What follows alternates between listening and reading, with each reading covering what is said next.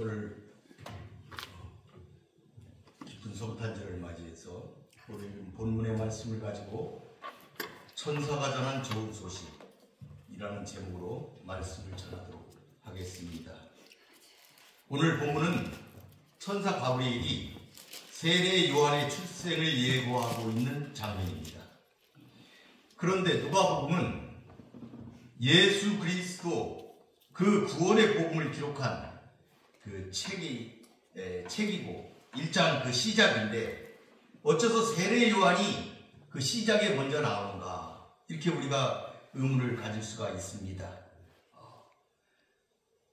거기서부터 세례 요한의 출생에서부터 그리스도 이야기가 시작된다. 누가는 이렇게 보았기 때문입니다. 누가복음은 그때 그곳에서 이루어진 사실에 관하여 기록한 책입니다. 1장 1절에 그렇게 기록하고 있습니다.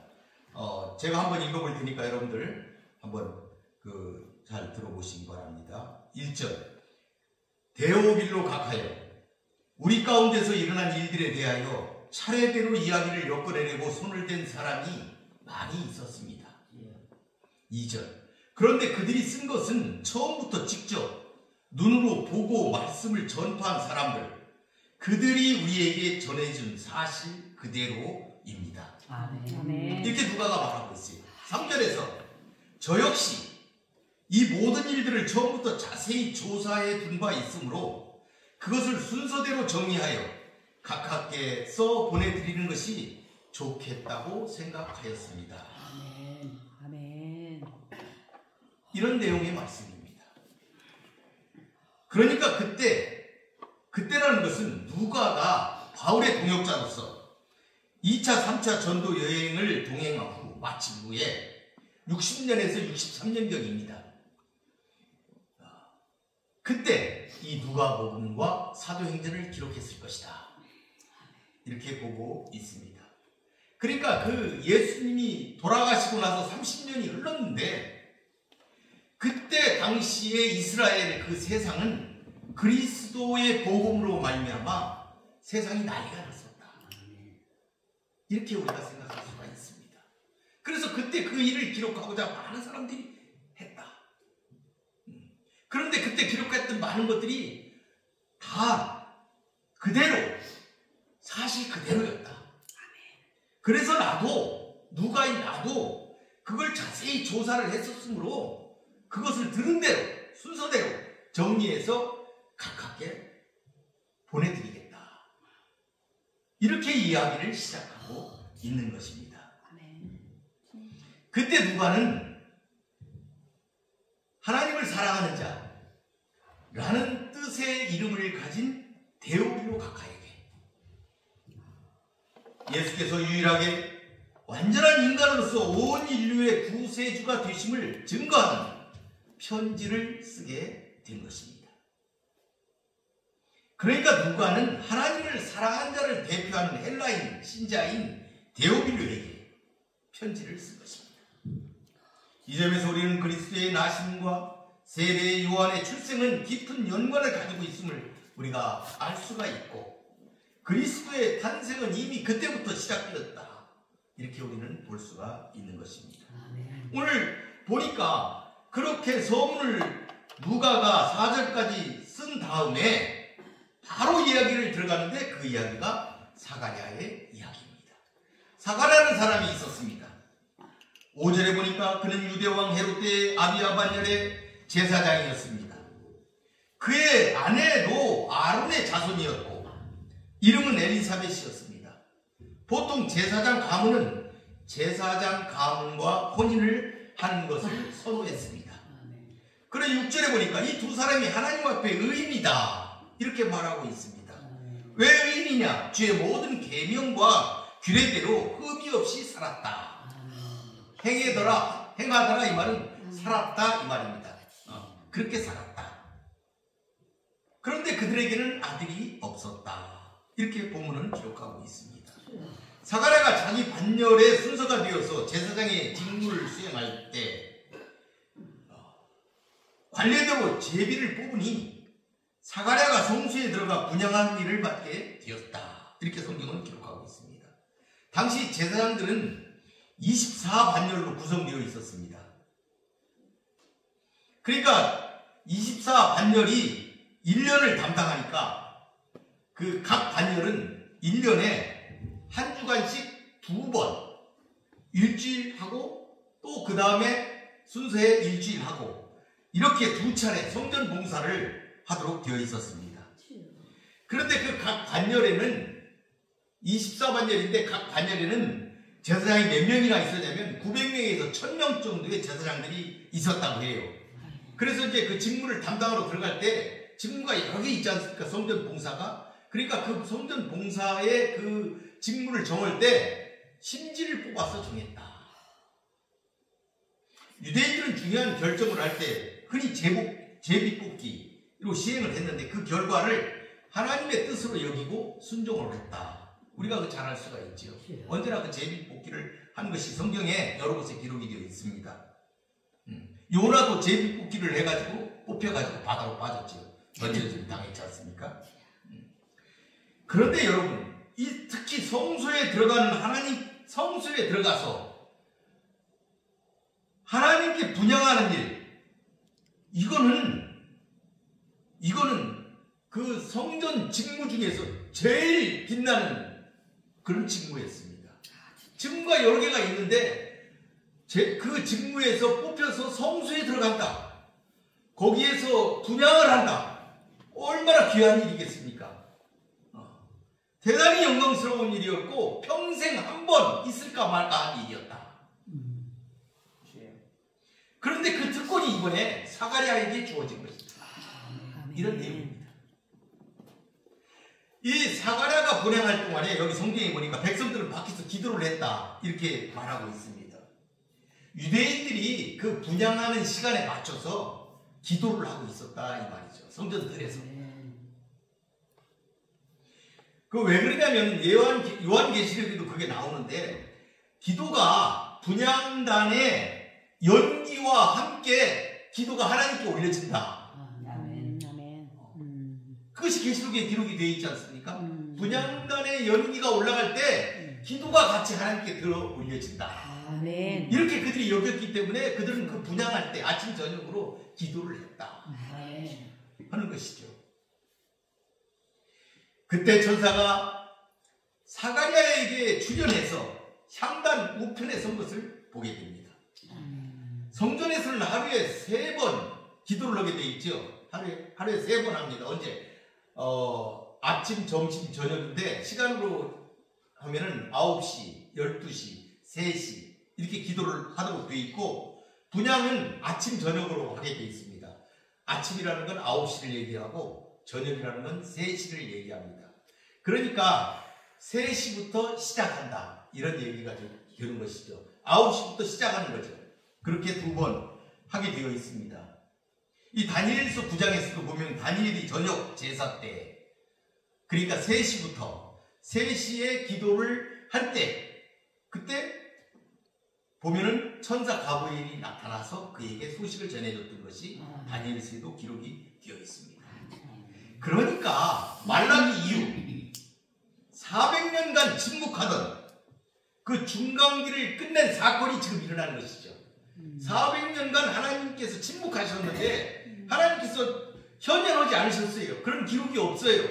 그런데 오늘 공식적으로 성경에 보니까 사가랴가 분향할 때 천사가 가브리엘이 나타났다.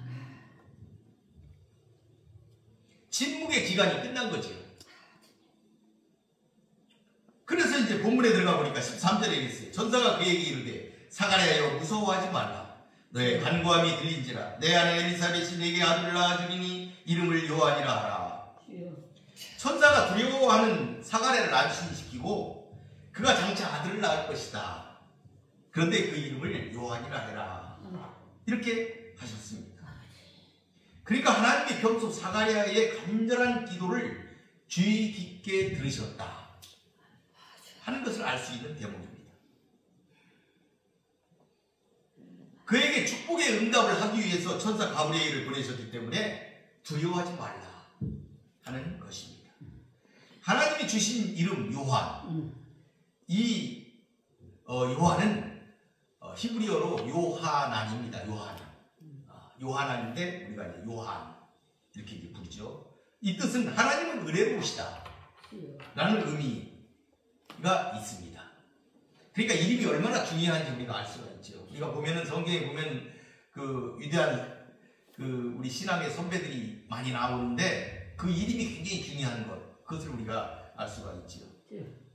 그러니까 요한을 주신 것도 하나님의 은혜다 이 말이에요.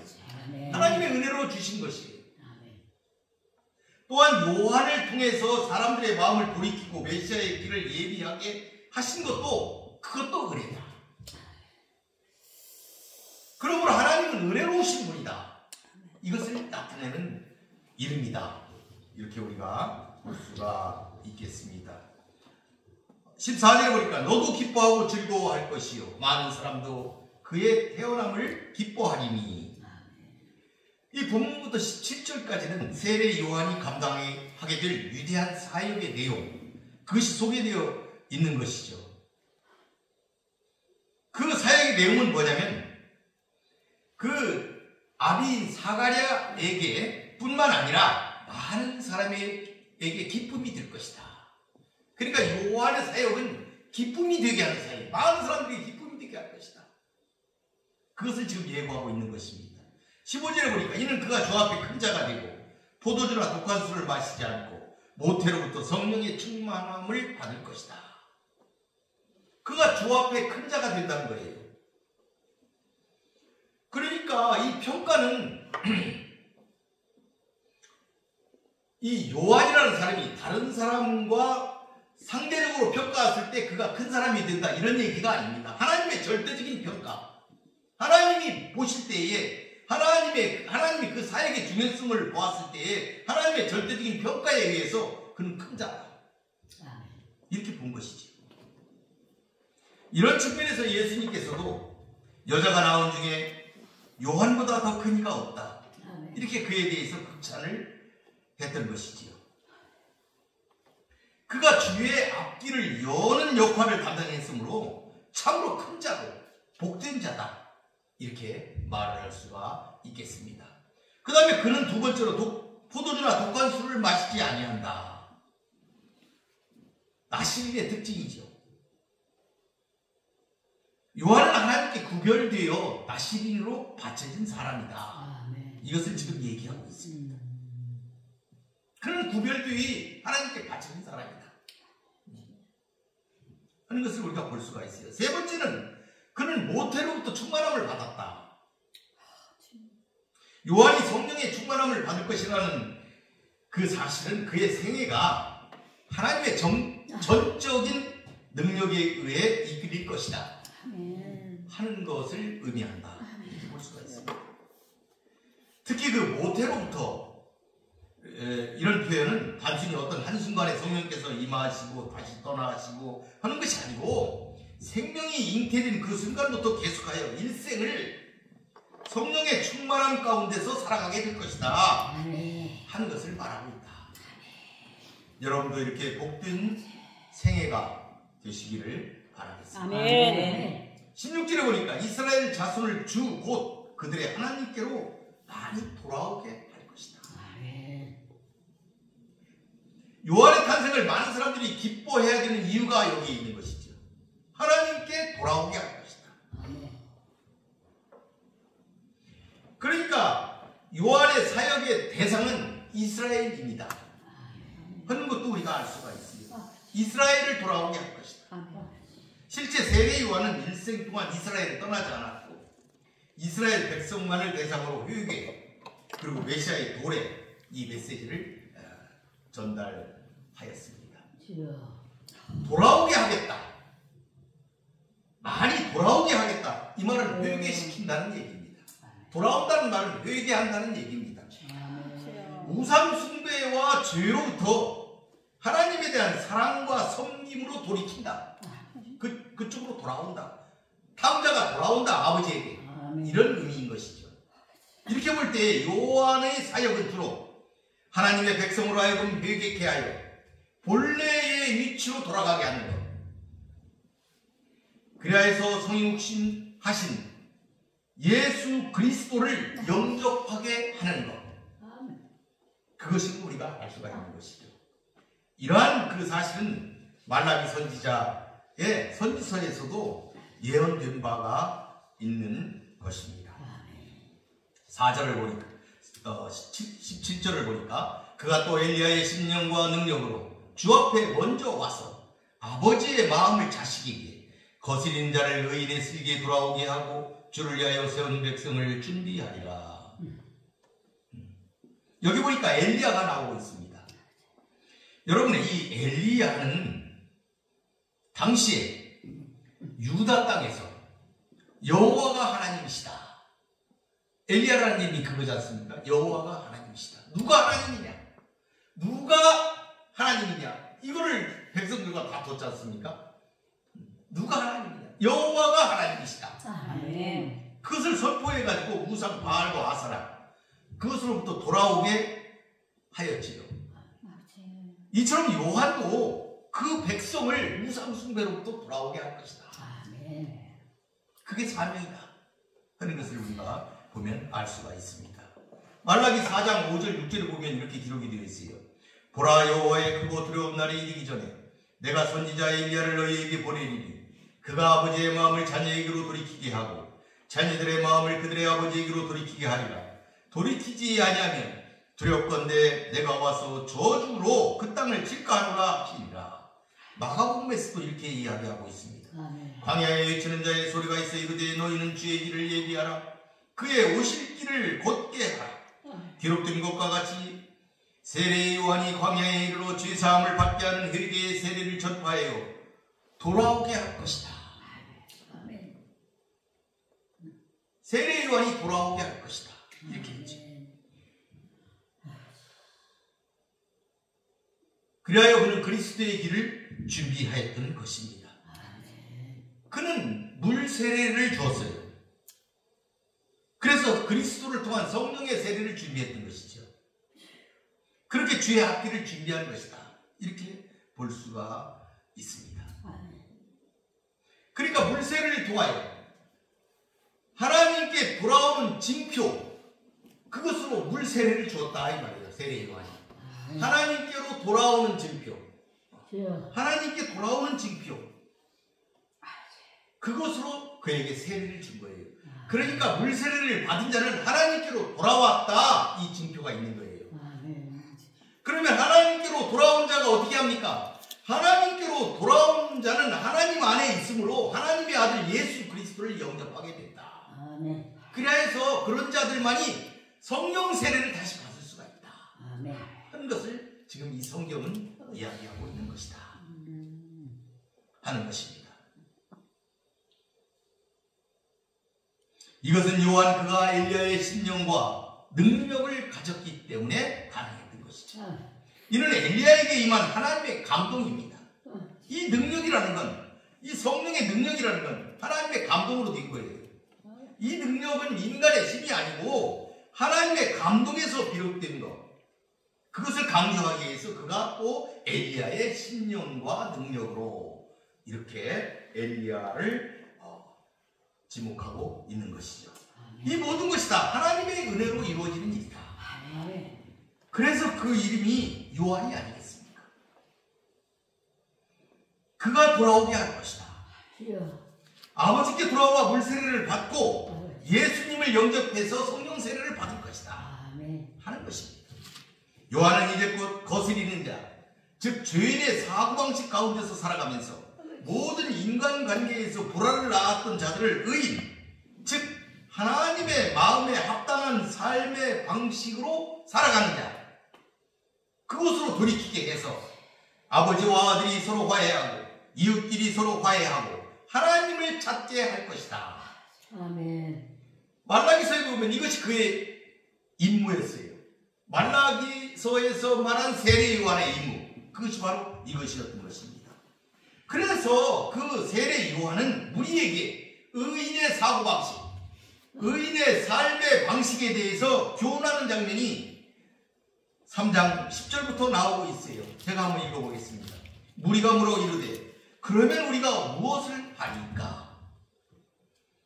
이르되 옷 2벌 있는 자는 옷 없는 자에게 나눠줄 것이요 먹을 것이 있는 자도 그렇게 할 것이니라 하고 12절에 세리들도 세례를 받고자 하여 이르되 세리들이 세례를 받고자 했다 이 말이 그 뭔 얘기예요? 하나님께로 돌아오자 했다 이 말이죠. 하나님께로 돌아오자 했어요. 그래서 세례를 받고자 한 거예요. 하나님께로 돌아오려니까 그 징표를 받는 것이 뭐예요? 물세례니까. 그 세례를 받고자 하여 이르되 선생이여 우리는 무엇을 하리이까? 하며 이르되 부과된 것 외에는 거두지 말라. 그러니까 더 거두지 말라. 지금 살아가는 방식을 얘기하는 거예요. 우리가 세상에 나가서 어떻게 살아야 할 것이다. 하나님의 백성은 어떻게 살아야 할 것이다 하는 걸 지금 가르치고 있는 것이죠. 그게 의인이다. 의인이다. 그렇게 살아야 된다 하는 걸 구약적인 관점에서 의인을 지금 말하고 있는 것이죠. 14절 보니까 군인들도 물어 이르되 우리는 무엇을 하리이까? 하며 이르되 사람에게서 강탈하지 말며 거짓으로 고발하지 말고 받는 급료를 족한 줄로 알라 하니라. 이렇게 그들에게 가르쳤습니다. 그랬더니 백성들이 그가 가르치는 그 모든 교훈과 그의 모든 것들, 그가 살아가는 방식을 보고 요한이 그리스도가 아니냐 이렇게 신중에 생각을 했다. 그랬더니 요한이 뭐라고 그랬어요? 아니다. 나는 물로 세례를 주는데 내 뒤에 오시는 이가 성령과 불로 세례를 줄 것이다. 그분이 그리스도시다. 이렇게 그들에게 가르침을 주었습니다. 그래서 그를 영접해라. 너희들이 지금 하나님을 영접했으면 그를 영접해라. 이것을 세례 요한이 가르치고 있는 것입니다. 그러니까 이 백성들은 이런 가르침에서, 이런 요한의 가르침에서 그리스도를 떠올리고 있는 것이다 하는 것을 우리들이 알 수가 있겠습니다. 요한을 통하여 그들은 그리스도를 보고 있는 것입니다. 지금 요한은 백성들을 그리스도께로 인도하고 있는 것입니다. 그러니까 이러한 사실들을 누가가 이 편지를 쓰는 당시 주의 일꾼들은 세례 요한을 그렇게 인지하고 있었다 하는 것을 본문을 통해서 우리가 깨달아 알 수가 있습니다. 그래서 누가는 우리 중에 이루어진 사실, 예수 그리스도의 나심과 죽으심, 예수 그리스도의 구원의 삶, 십자가와 구원의 사건, 그리고 다시 오실 약속 속에서 그 시작 속에 세례 요한이 있었다고 기록하고 있는 것입니다. 비록 짧은 생애를 살다 갔지만 이보다 더 찬란하게 살다 갈 수가 있겠습니다. 성도 여러분, 우리도 이 가르침을 따라 세례 요한처럼 엘리야의 심성을 가져봅시다. 아멘. 불의한 것은 불의하다고 말할 수 있어야 하겠습니다. 진리에 거스리는 것들을 주 앞에서 제거해야 하겠습니다. 아무리 큰 권력 앞에서도 회개를 촉구할 수 있어야 하겠습니다. 그리고 복음을 전하여 많은 사람들을 주 앞에 인도할 수 있어야 합니다. 참으로 공의와 사랑의 균형, 그것을 잃지 않는 성도가 되어야 하겠습니다. 그런 성도가 그리스도 앞에서 살아가는 엘리야의 심성을 가진 사람이다, 이렇게 말할 수가 있을 것입니다. 주님의 탄생으로 우리에게 하나님의 나라가 열렸습니다. 이제 다시 오실 그리스도를 대망하며 초림의 주님, 그 가르침을 기억하십시다. 모두 그리스도를 기억하며 이웃과 기쁨을 나눌 수 있기를 바라겠습니다. 모두 성령 세례를 받고 성령의 충만함 속에서 예수님을 따라 사시는 여러분이 되시기를 바라겠습니다. 아멘. 말씀을 마치겠습니다. 기도하겠습니다. 고맙고 감사하신 아버지 하나님, 감사합니다. 오늘은 우리 구주 예수 그리스도의 탄생을 축하하는 귀한 예배를 통하여서 예수 그리스도의 오심이 세례 요한에 의해서 이와 같이 준비되어진 모든 사실들을 살펴보았습니다. 거룩하신 아버지 하나님, 우리는 예수님을 믿으며 살아가는 백성입니다. 성령 세례를 받고자 하는 모든 백성들 위해 하나님께서 성령으로 인도하사 성령을 통하여서 그 일생을 살아나갈 수 있도록 하여 주시옵소서. 그래서 재림의 주님을 고대하며 말씀 가운데서 살아가는 귀한 백성들이 되게 하여 주시옵소서. 오늘 성탄절을 맞이하여서 세계 만방에, 그리고 이 백성들 위해 아버지 하나님의 은총이 함께 하시는 줄로 믿습니다. 모든 거역하는 자들을 하나님께로 돌아오게 하는 귀한 역사가 일어나게 하여 주시옵소서. 예수님의 이름으로 기도 올리나이다. 아멘.